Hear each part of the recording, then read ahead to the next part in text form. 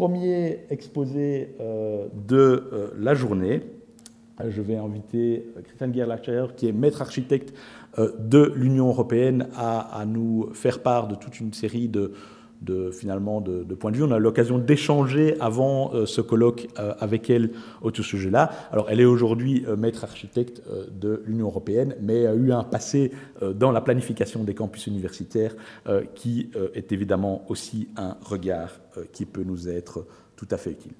Je vous invite à nous rejoindre ici sur le pupitre et je lance immédiatement votre présentation. Alors, bonjour.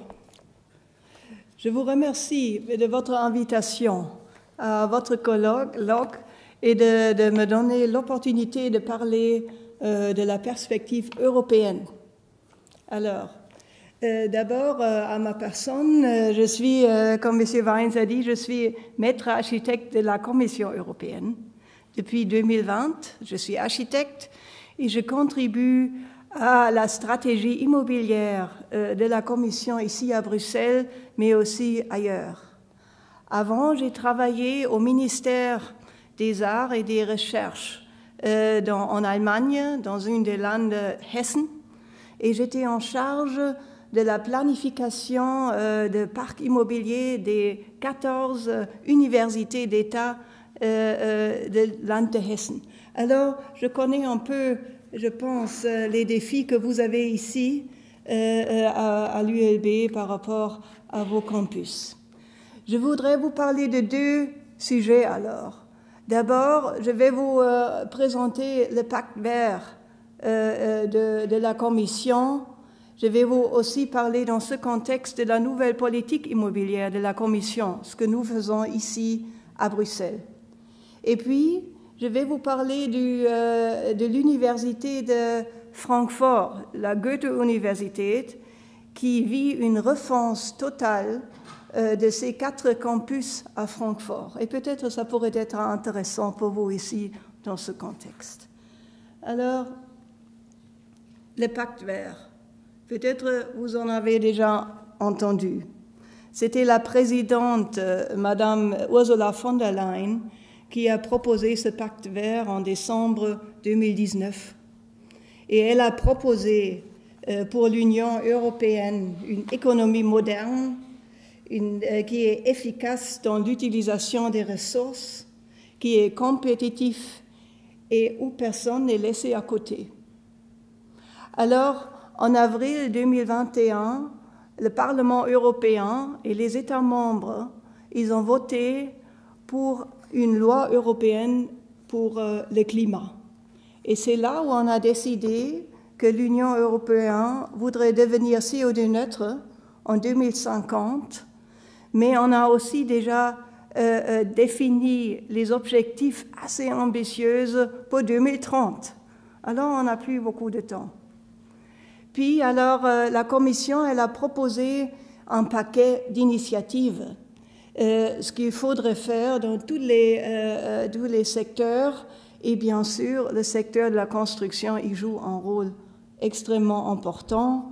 Je voudrais seulement mentionner ici la vague de rénovation qui est des propositions pour une nouvelle directive pour la performance des bâtiments, où on parle des bâtiments, des émissions neutres.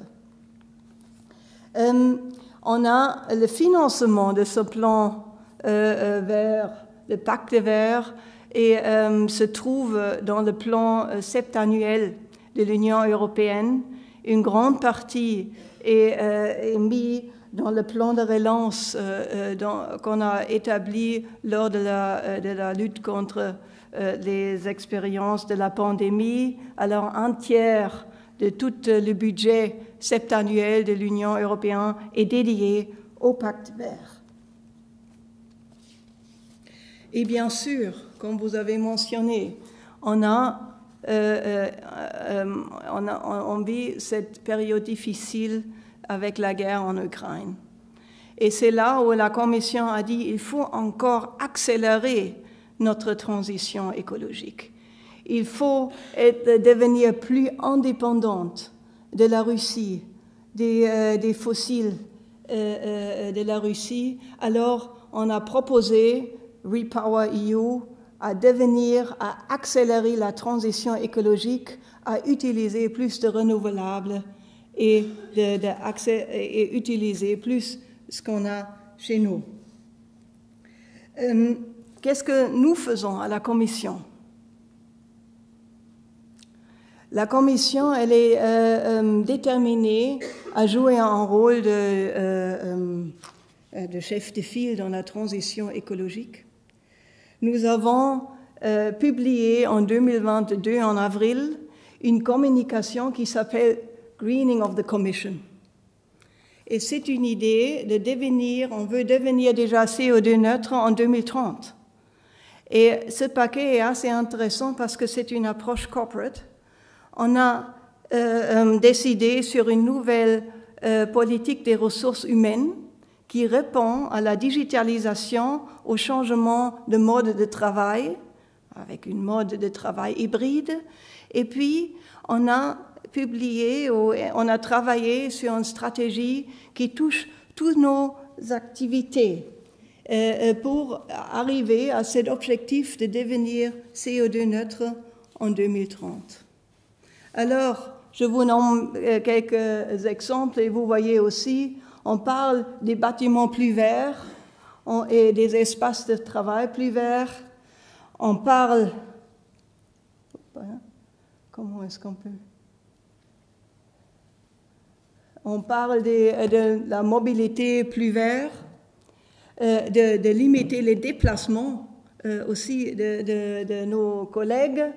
On parle d'une mobilité plus active, plus verte, d'une optimisation de l'infrastructure IT. Et le reste, oui, on verra ce qu'il faut encore mitiger en 2030, ce qu'il nous reste.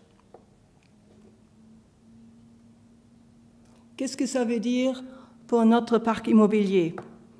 La Commission occupe à peu près 1,6 million de mètres carrés de surface. On se trouve sur 8 sites en Europe. La grande partie se trouve ici à Bruxelles avec 1 million de mètres carrés. La grande partie dans le quartier européen. Puis nous avons des sites de Joint Research Center dans 5 pays membres. Nous sommes localisés aussi à Luxembourg et à Granges. Et tout le parc immobilier fait plus que 40% de nos émissions en 2019. Alors, on voit très bien, la grande partie, la grande contribution viendra de notre parc immobilier. Pour Bruxelles, nous avons élaboré une nouvelle stratégie immobilière à long terme, de 2021 à 2030. Et cette stratégie se base sur 3 axes. C'est d'abord le pacte vert, c'est le nouvel travail hybride et puis c'est les contraintes financières. Et qu'est-ce qu'on propose et qu'est-ce qu'on fait déjà? On veut acquérir des immeubles à faible consommation d'énergie. Et on y a déjà commencé. On va rénover le parc immobilier existant. On est en train d'améliorer nos techniques spéciales pour limiter notre consommation. On est déjà en train de réduire nos surfaces de bureaux. L'objectif, c'est de réduire nos surfaces par 200 000 mètres carrés de bureaux, ce qui est assez considérable. Pour ça, on a établi les Dynamic Collaborative Space. Ça veut dire, avec ce travail hybride, on a changé notre layout de surfaces de bureaux avec des flex desks pour nos collègues. Et comme ça, on se concentre dans moins d'immeubles. On va réduire nos nombres d'immeubles par la moitié et on peut réduire aussi des surfaces de bureaux. Puis, on a élaboré une stratégie de biodiversité sur tous nos sites qu'on va mettre en place. On augmente le taux de renouvelables sur nos sites. on motive nos collègues d'utiliser plus de la mobilité active. On a installé des hubs vélos, le plus grand avec 700 vélos. Et puis, on suit cette approche économie circulaire aussi avec nos marchés publics en particulier. Puis, nous avons lancé des premiers projets New European Bauhaus, et le collègue, je vais en parler après, parce que c'est assez intéressant pour nos architectes urbanistes. Et avec toute cette approche de cette nouvelle politique immobilière, notre objectif est aussi de nous intégrer plus dans le contexte urbain. On a contribué à la discussion de la nouvelle vision urbaine de la région dans le quartier européen. Alors, qu'est-ce que c'est le New European Bauhaus? Je ne sais pas si vous en avez déjà entendu. La présidente, elle a dit, le New European Bauhaus, c'est l'âme du Green Deal. Et elle en a intégré cette initiative en 2020. Les principes sont Beautiful, Sustainable Together, et c'est un mouvement qui vise à discuter avec le secteur culturel, créatif et la société civile comment est-ce que nous voulons vivre dans un monde qui devient CO2 neutre. Et cette question est arrivée à poser beaucoup ou à initier beaucoup de réactions du secteur culturel, et aussi la faculté d'architecture de l'ULB fait partenaire officiel de cette initiative. En ce qui concerne le secteur de construction, je voudrais peut-être définir ces trois principes, Beautiful, Sustainable, Together. Sustainable, je pense, c'est clair. Il faut trouver des solutions moins énergivores pour construire. Quelles sont les alternatives au béton, à l'acier? Est-ce que c'est peut-être plus les matériaux biosourcés? Inclusion, c'est clair, il faut trouver une approche co-créative. Il faut travailler avec la société civile pour créer une common understanding et des objectifs communs. Et puis, aesthetics, avec la nouvelle manière de construction, nous pensons qu'il y aura une nouvelle esthétique. Et il ne faut pas oublier, dans ce changement climatique ou changement écologique, il ne faut pas oublier l'esthétique. Parce que c'est là où nous sommes là, c'est là où on peut créer aussi de l'acceptance. Ici, je vous montre un petit projet. C'est le Charlemagne Visitor Center de la Commission ici à Bruxelles. Et on a essayé de rendre ces trois principes plus tangibles. Nos collègues, nos architectes, ils ont travaillé avec des matériaux recyclés, biosourcés, et en même temps, ils ont amélioré la performance énergétique. Ils ont, d'une manière co-créative, ils ont travaillé avec les utilisateurs, ils ont discuté pour vérifier qu'on a les mêmes objectifs.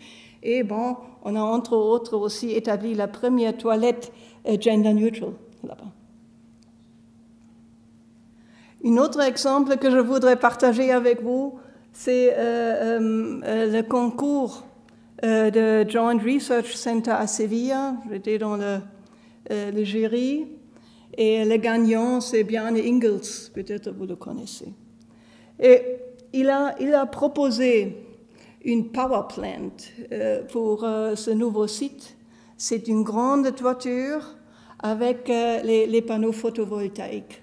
Et comme ça, bien sûr, le soleil dans le sud est fort et on en a plein. Alors, cette power plant, il a proposé c'était son idée, comment réagir aux défis actuels.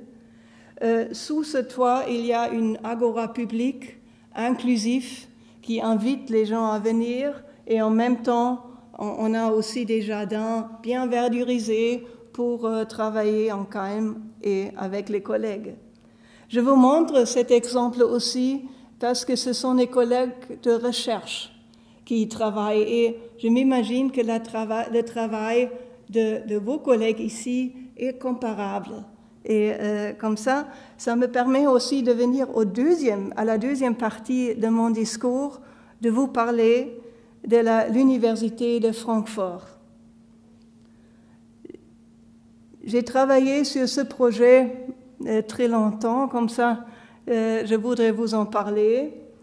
Vous avez dit que l'ULB est l'université la plus grande de la Belgique.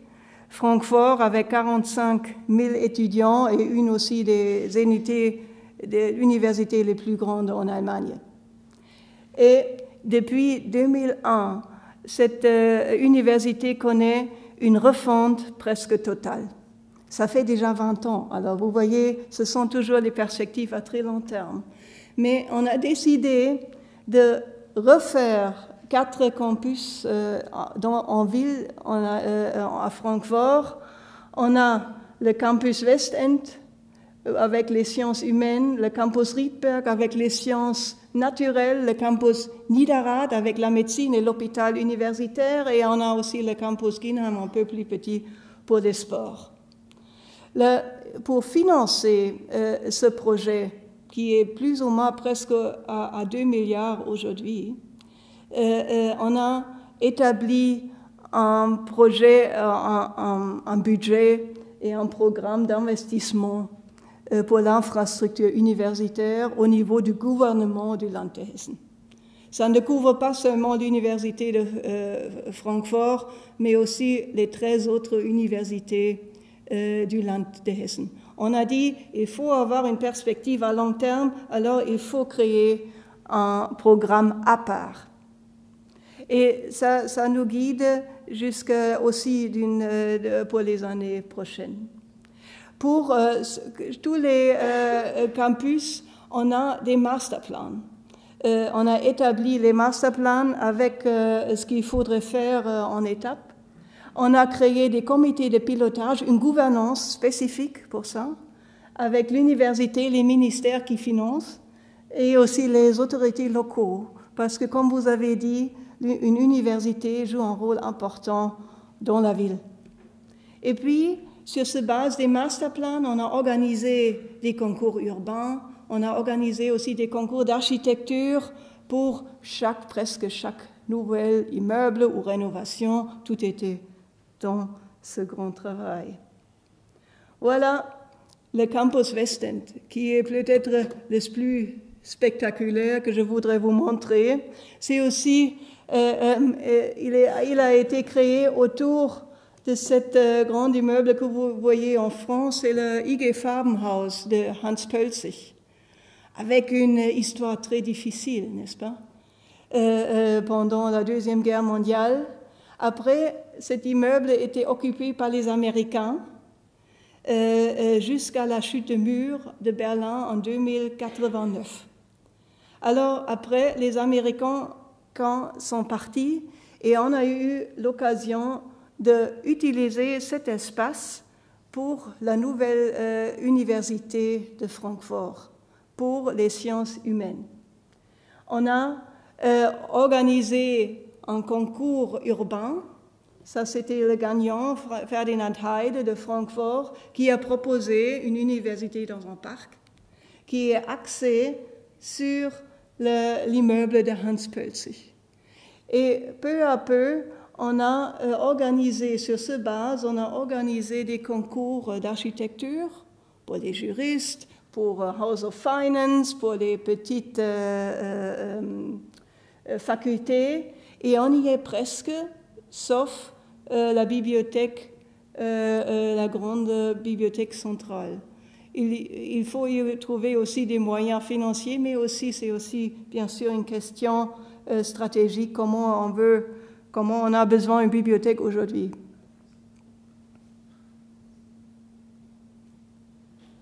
Ici, je vous montre quelques images. À gauche, vous voyez le IG Farbenhaus. Et on a dit il faut, c'était une longue discussion, qu'est-ce qu'on fait avec cet immeuble. Et puis on a dit, par respect à cet immeuble, on va imposer des règles esthétiques pour le reste des immeubles. On a dit les façades de tous les immeubles doivent avoir de la pierre. C'était une discussion assez difficile. Alors, mais maintenant, avec cette long terme, vous allez trouver alors des immeubles avec cette pierre qui est comparable. Comme ça, c'est un aspect assez homogène, sauf la petite église en bas. Et sauf les immeubles de logement pour les étudiants, ils ont d'autres façades. Alors, pour conclusion, qu'est-ce que je pense? Quelles seraient mes conclusions pour votre discussion ici des campus? Je pense on a les deux défis, la transformation écologique et digitale. Avec notre politique immobilière et le pacte vert, nous essayons de trouver des réponses corporate, de trouver des réponses à la transformation écologique, à des nouveaux modes de travail, mais aussi pour augmenter l'attractivité et pour nos collègues. Avec le campus West End, je voudrais vous montrer que c'est important aussi d'avoir une perspective à long terme, d'avoir les mêmes objectifs de tous les stakeholders, mais c'est aussi un choix stratégique pour être plus attractif, pour se repositionner aussi dans la discussion européenne et nationale.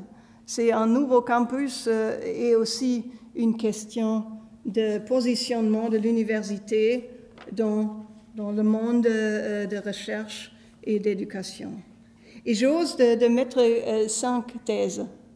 La thèse 1, ce serait « Les campus futurs sont durables et future-proof ». Pour vous, c'est la rénovation qui aura la priorité. Thèse 2, les campus offrent de l'infrastructure moderne pour l'enseignement digital et physique. Thèse 3, les campus sont des endroits inclusifs de rencontres, d'échanges. Ils offrent de l'infrastructure d'apprentissage, mais aussi sociale et sportif. Thèse 4, les campus modernes augmentent l'attractivité de l'université pour attirer des talents. Et thèse 5, bien sûr, on a besoin d'un plan à long terme et d'un budget à long terme. Merci.